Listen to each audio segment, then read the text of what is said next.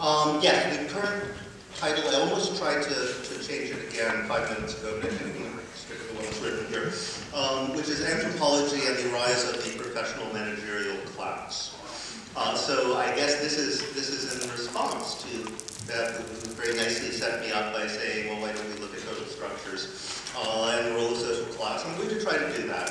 And I'm going to use the concept of what's sometimes called the professional managerial class. Michael Ehrenreich uses that term. Michael Albert calls them the coordinator class. I was tempted to call them the professional administrative classes because that would perfectly echo the composition of universities with professors and administrators. But I guess I will stick to sort of familiar usage. And I want to talk about the changing role of that class in financialized capitalism, what that does to universities, and what that implies for the place of anthropology within universities. I was tempted to talk about this from an autobiographical point of view, which would be very easy to do on class issues, since my own experience has very much been one of someone out of place in those terms, but I've decided for reasons that will become apparent over the course of the paper that actually wouldn't be appropriate. So I'm going to give a much broader analysis. The basic premise is this. The period following the 1970s, period we're used to talking about now as the rise of neoliberalism, witnessed not only the financialization of capitalism, but the rise of a professional managerial class to a renewed prominence, political prominence, insofar as most mainstream left-of-center institutions were largely purged of any remaining relationship with working class organizations, interests, or accessibility to working class people, and essentially became representatives of that professional managerial elite, which created a rather peculiar dilemma for the academy. On the one hand, campuses that in the 60s had been the focus of actual social movements, even often revolutionary movements as we know, were largely depoliticized. But on the other hand, much of the language and sensibilities of such movements were maintained even as this period saw the consolidation of the university as the place for the reproduction of a class that, in its upper echelons at least, had become no longer a mere auxiliary power, but in something very close to a branch of the ruling class in its own right. And I think a lot of the dilemmas, the knots, as it were, that we've woven ourselves into, can be brought back, at least on some level, to this very contradictory political situation. It strikes me that all of this has really interesting effects on how people have begun to imagine their class positions, which is in changing rapidly and dramatically. The first move in the beginning of the neoliberal phase was to try to sort of break any sort of political identity as working class, destroy working class organizations. There was a series of famous strikes in almost every country. The PATCO strike, the miners' strike in Japan, there was a real famous rail strike. Or tell labor unions like Keynesian deal is over, you no longer have any access to political power. But the idea was everyone was supposed to reimagine themselves as middle class, and home ownership played a key role in this. Access to credit. But it had a kind of catch and has largely reversed itself at a certain point. In that, I always like to say that middle classness isn't really an economic category. It's a moral and especially a political category. It has to do with your feeling of your relation to key institutions. The kind of shorthand is if you walking down the street, you see a policeman and you feel safer rather than less safe, you're probably middle class. That's why in Nigeria or Pakistan, most people don't feel they're middle class, and in America at least, or England, they used to. So, if you feel that basic institutional structures are or should be there for people like you, whether it's educational, bureaucracies, even the police, financial institutions, who are middle class, well, if suddenly you're a homeowner whose house is being taken away by some robo-signing mortgage fraud, and the cops are there to back up the fraudsters and not arresting them, suddenly you don't feel so middle class, no matter what your income level is. And in fact, I've seen statistics saying that for the first time in recorded history, most Americans don't consider themselves middle class. This is all very interesting, because that idea of the middle class was used as cover for professional managerial elites who generally represent very top income brackets, sort of universalize themselves and their sensibilities politically. And what I would argue is that in social theory, something very similar was going on. Just a few months ago, actually a few weeks ago, a revival of the student movement against the marketization of higher education in London was greeted by immediate and violent repression by the police. I don't know how many people actually know this happened. The sort of rise of the student movement, one or two. Yeah, there's a few. Okay, got it. It's amazing. I noticed that most of the people who put up their hands are young. I was involved. This was a Cops Off Campus demo. People occupied Senate House, a total Gandhian nonviolent thing. They were immediately attacked. People were being roughed up. There was one guy that got his teeth punched out by police. There was blood all over the streets. There were people being, trundled up and kicked in the balls and stands and all sorts of violence against nonviolent students. And I was talking to even these radical lecturers, like operating 2 blocks away, and they had no idea what was going on. And what makes it possible that an intellectual dispute about the meaning of the university is greeted by immediate police violence, which is not something that would have happened at a time when universities were assumed to be autonomous, self-governing institutions. The marketization of the university and the sudden presence of police and hardcore violent police tactics are part and parcel of the same process. But nobody's drawing this together, pointing it out, or even knowing what's going on, let alone marching the students or doing anything about it. It really reminded me of the indifference of the liberal classes in the U.S. to the violent suppression of the Occupy movement in late 2001. And I think it has to do, in the U.S. at least, it clearly has to do with this ethos of proceduralism. That's why I pointed it out. There is a sense that democracy is a matter of following these institutional rules, so that anybody who's proceeding outside the rules is almost seen as violent just for that reason, even if the rules are explicitly set up to suppress democracy. Right? To the point where the London student movement, the guy who was the elected head of the London student movement, was banned by police from organizing protests on campus because he hadn't asked their permission to do a march.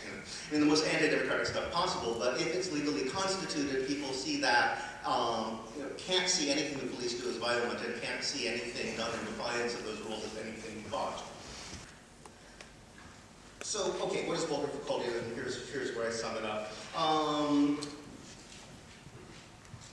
Essentially what they did was they took the particular class experience of the professional managerial elite as universal truths. That is to say, here we have a world of networks and networking where games of power create social reality itself. All truth claims are really stratagems or mechanisms of physical coercion are made to seem irrelevant because the real action is assumed to take place within techniques of self-discipline, performance, and endless variety of dispersed and decentered flows of influence. That is what office politics is like if you're an academic. It's true. And people were pointing that out even in the 90s. Brett Thiel was saying, well, that is what the professional managerial elite does and how they experience reality. It's true, it's not really true in the experience of most people on Earth. But he felt that this rising class could be a potentially revolutionary class in a sort of Gramscian way of sort of becoming the hegemonic representation of universal experience to challenge capitalism. We've seen how well that worked out. But he did get it right, I think, to some degree. That is, what was seen as postmodernism reflects a very particular type of work and professional experience, which is all about form over content, all about procedures, games, influence, and dispersed networks of power. The interesting question is how anthropology fits into this, because in many ways it appears superficially to have been moving in exactly the opposite direction. And what postmodernism meant for anthropology was a radical challenge to forms of power and authority that had already existed, particularly in the late 80s, where you have the critique of anthropological writing culture period, Marcus and Clifford and Tyler and Fisher and the lot. So rather than being this kind of toothless mock radicalism which soon collapses into fondascientific despair, as in the case of most postmodernism, it seems that there was a real political bite to postmodernism as it occurred in anthropology, and it might seem a departure from the usual mold. But I think if you look at it in a larger perspective, that's not the case at all. All right, so that was one unintentional result. But within the discipline, it had this interesting effect, which in some ways seems to go exactly opposite to what it purported to want to do. One effect of the postmodern moment is that all anthropology courses have to begin with a ritual self-denunciation. So we teach the history of the discipline largely as a collection of mistakes, frauds, and crimes. And you learn all about the sort of racist and colonialist history and sort of the very essence of anthropology. Well, and usually neglecting things like capitalism and the state, but focusing very much on colonialism. So you would think at the very least, as a result of this, people are more sensitive to issues of colonialism than they would be before. Well, in fact, if you look at what happened, it's exactly the opposite, right? In the 1960s, Project Camelot scandal, when the Anthropology Association discovered that anthropologists were involved in Vietnam, Latin America, various CIA, essentially colonialist ventures of one kind or another, they immediately passed a resolution saying anthropologists shouldn't do that. After the invasion of Iraq and Afghanistan, we had this overt, nation-building, classic colonialist ventures, and they were hiring anthropologists to do it. The American Anthropological Association couldn't even bring themselves around to condemn it. And this is after the postmodern movement. I mean, so after, in the interim, people actually had gone backwards on these issues rather than forwards, even though this was an object of supposedly excessive concern. Well, how did this happen? In some way, one might suggest that by constantly emphasizing that the very essence of anthropology is tainted in this way, people started lost the ability to think anthropology could be anything else. It's easy to see how in anthropology, which had in the past been sort of preferred refuge for eccentric and impractical people, even more so than the university in general, this reflexive moment actually played a critical role in creating the soil from which such a monstrous figure might emerge. So what's the response to that? Here I'm actually going to introduce a knot metaphor. I will. I actually often use this one when I talk about the difference between individualistic social milieu and one where life is assumed inherently to be amidst others. When I was in Madagascar, at one point I was talking to a friend, I'd forgotten something very important, and I made some crack about, I should really tie a string around my middle finger. And that's what we mean by that. And I explained sort of we have a custom to do this to remember things. And a friend said, "Oh, I see, that's like tying a knot in your hair." And I thought about it, and that doesn't make any sense. Why would you tie a knot in your hair to remember something? Because you can't see it, right? You can run your fingers through your hair. And then I realized that the idea of tying a knot in your hair is that if you tie a knot in your hair, you wander around all day long, and everybody you meet says, "Hey, you got a knot in your hair, you must be trying to remember something." So knots sometimes exist so that other people will see them and to make you think through others. And I think that thinking through others is what's really critical here. Most really fertile moments of social theory come when people start talking to each other who usually don't. And of course the entire discipline of anthropology is in a way premised on people talking to each other who usually don't. Bring new perspectives on what you're doing yourself, and not the ones you'd think. I always find it amusing when I see reviews of some of my more political work. They always want to describe me as angry. This is the sort of word they always bring this one out if there's somebody who's actually not just has a political analysis, but feels something should be done about it. They immediately say you have an emotional problem.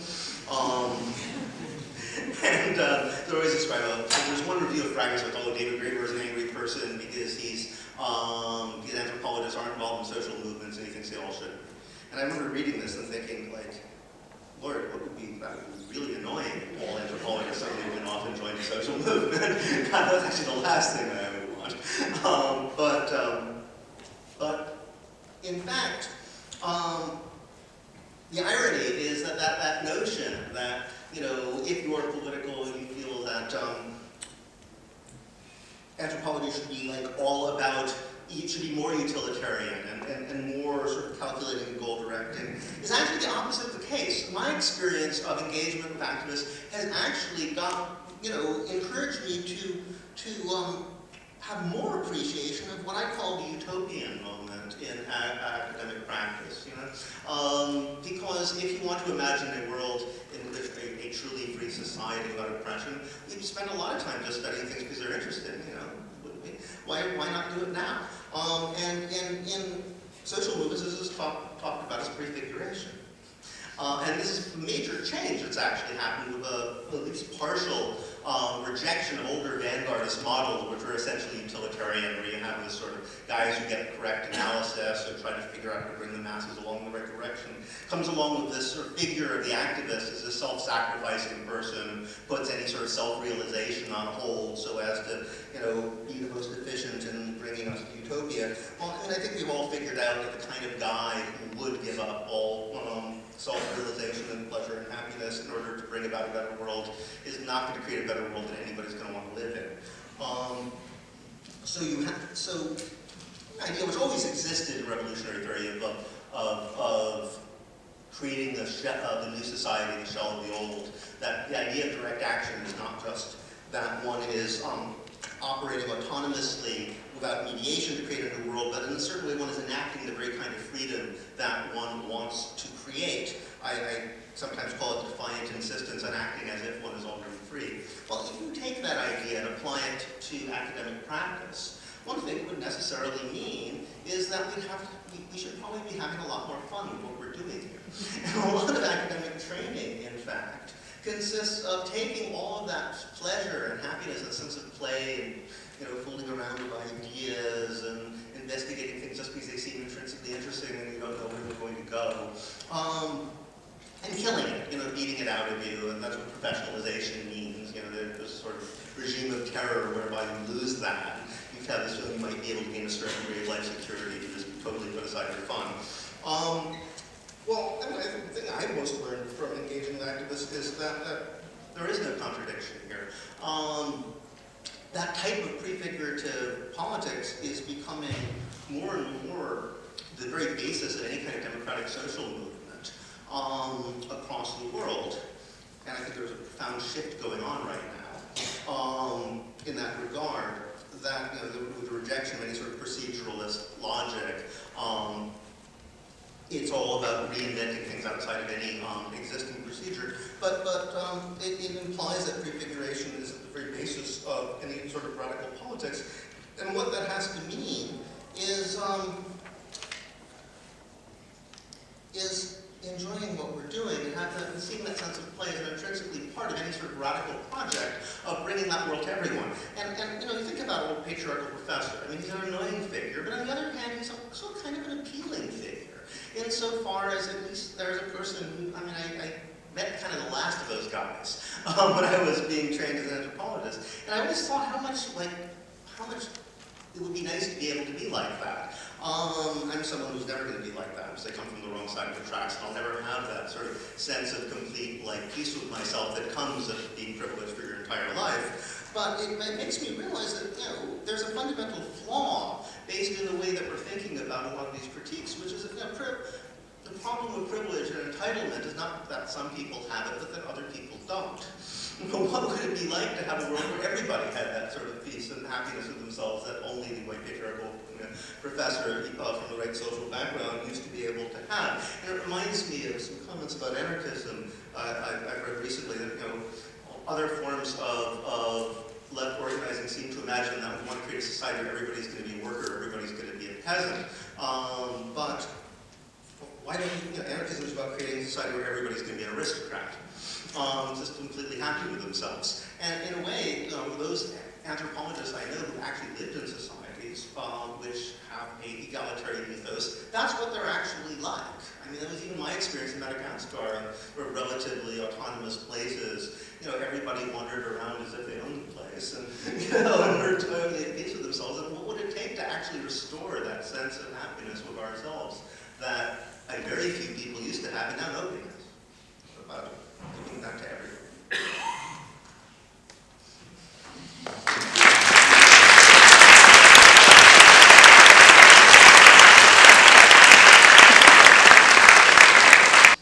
So, the title of David's presentation, On Being Relevant Despite Yourself. Now, this title seemed to me to manifest less a conundrum or a knot than a simple puzzle. On being relevant despite yourself? Watching David's interviews, reading his books, articles, and blogs, not all of them, mind you. How can this guy be so prolific and still spend all those hours and days in endless meetings, planning direct actions, and prefiguring democracy? But anyway, following some of his interventions, I get the very strong sense it is exactly what David is aiming for. It's not a conundrum at all. And I would even say that there's something quite classic or conventionally anthropological in the way that he does this, in the most admirable sense. So I went back and was reading some of David's texts, for example, reading Toward an Anthropological Theory of Value over the past month. I saw David make the simplest but most fundamental set of assertions of what Ghassan Haj has called in a recent article a critical anthropology, insisting that our world is not the only world. There are other ways to do things, other ways to organize our lives, to be. Another world is possible. How might we reimagine it? David's question in that book is about value, and he recognizes Terry Turner's question, what does a society value, who decides, to be central. So let's take a look, David says. And here in this book, he uses comparative method to brilliant effect. He offers detailed examples. He spends a chapter setting out the uses and meanings of wampum among the Iroquois, showing it to be not only a medium of exchange, but a central element in social creativity, linking visible and invisible worlds, and allowing new political realities to come into being. David's presentation today has focused on the changing character of the university as public funding has been withdrawn, as universities are pushed to imagine themselves as corporations, to see students as consumers, and to compete with each other. Like David, I believe that anthropologists can and should intervene, both by trying to understand what is happening in the universities where we work or study, and by challenging what is happening and struggling for different futures. Sussex has been repeatedly in the British news over the past few years, and particularly in the past year, in part for its sustained and noisy protests against its senior management's plans to privatize campus services, including catering, portering, and security, and in defense of the 235 staff who would be affected. A student occupation of a conference center lasted almost 4 months last spring, and in that time, those students used that conference center for discussion on the future of the university, inviting talks from all kinds of interesting luminaries, public figures, for dancing, for exercise classes, for a photo exhibition of the 235, and as floor space for lecturers who held their seminars in that space, as I did. So that's the space, or one of the spaces in which I'm trying to figure out how to work. And I would love to say that within this, that among the student protesters, as among the faculty who are engaged in various forms of challenge to the senior management's approach, anthropologists are in fact prominent and vocal. Indeed, no other discipline is present in such force, which I actually don't think is an accident. So I want to wind up this commentary by returning to the question of knots. As Sarah knows, I love, or at least am fascinated with knots in the form of ambiguities, paradoxes, and double binds, but it's just that I don't really see much of them in David's work. To the contrary, I see an extraordinary congruence between his writing and his political practice. But maybe I could just pull out one kind of knot within the university context in which I am trying to intervene. The first thing I want to say is that these efforts to corporatize the University of Sussex have provoked intense resistance, as I've already described. Make no mistake, a pitched battle is being waged. Not just those old-fashioned throwbacks to the 60s and 70s, but recently hired younger faculty, newly articulate support staff, up-and-coming PhD students, and plenty of undergraduates are talking about community, collegiality, equality, and critical thinking as the things they consider essential to university life, even as the incentive structures of the increasingly marketized external environment work to chip away at those values.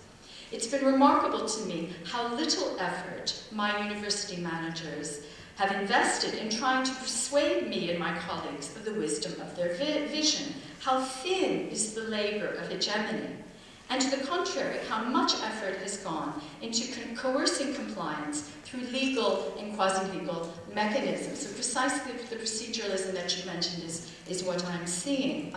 And one student was told that if he did so, it was expected that he was to maintain a standard of contact which is not harmful to the work, good order, or good name of the universities. In other words, were he to reveal the university's poor judgments or bad behavior, he could expect to be disciplined for bringing the name of the university into disrepute. So I think we begin to see actually a certain kind of knot where even were we not to accept the moral argument, we might get caught and trapped on the legality, the procedures that are being put as a kind of threat of punishment. So confidentiality just being one kind of an example of a new sort of, I think, entanglement.